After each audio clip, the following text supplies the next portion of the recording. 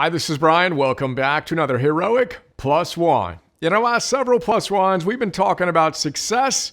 We started with some modern scientific wisdom on the subject, then we went old school, then we did some spiritual goodness, then we did a successful search for success in the Heroic app. Have you done a search on your favorite topic yet? Before talking about true success and how to win the ultimate game of life by activating our soul force. Today, as promised, we're going to talk about Jack Canfield's success principles. In fact, we're going to talk about his number one success principle. First, a little context. Jack Canfield is the creator of the Chicken Soup for the Soul series. He's been a leader in the self-development world for decades.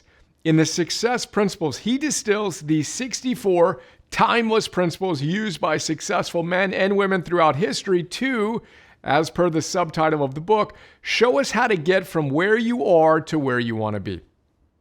Now, for the number one principle, Canfield tells us, and I quote, "It is time to stop looking outside yourself for the answers to why you haven't created the life and results you want.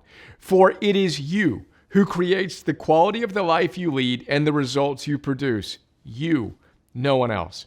To achieve major success in life, to achieve those things that are most important to you, you must assume 100% responsibility for your life. Nothing less will do," end quote. Note, all the great teachers would agree, all caps. Canfield's number one principle is Covey's number one habit. It's the essence of ancient Stoicism. It's rule number one of creating a great life. We need to become the hero of our lives, and we simply can't do that if we're acting like a victim, period. Now, Canfield shares a formula to help us get the idea right. E plus R equals O. The event plus our response equals the outcome. ERO. An event happens. The event is in itself neutral.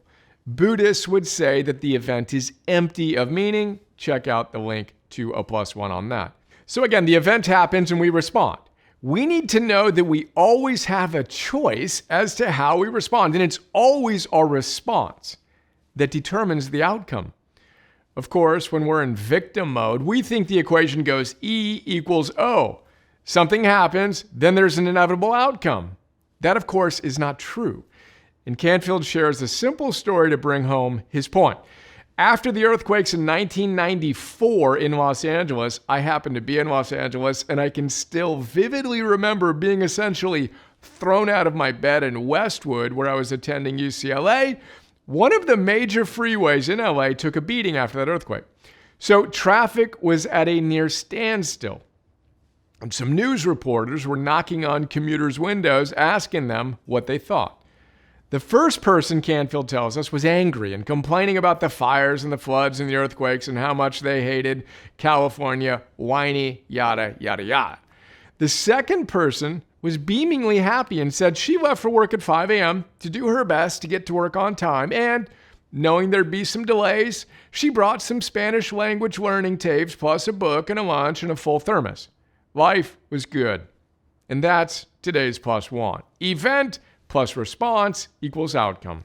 How are you responding to the events in your life? Remember principle number one. And take 100% responsibility for your life. Make it a game. See how you can create better and better outcomes by more and more consciously choosing your responses to the events in your life today.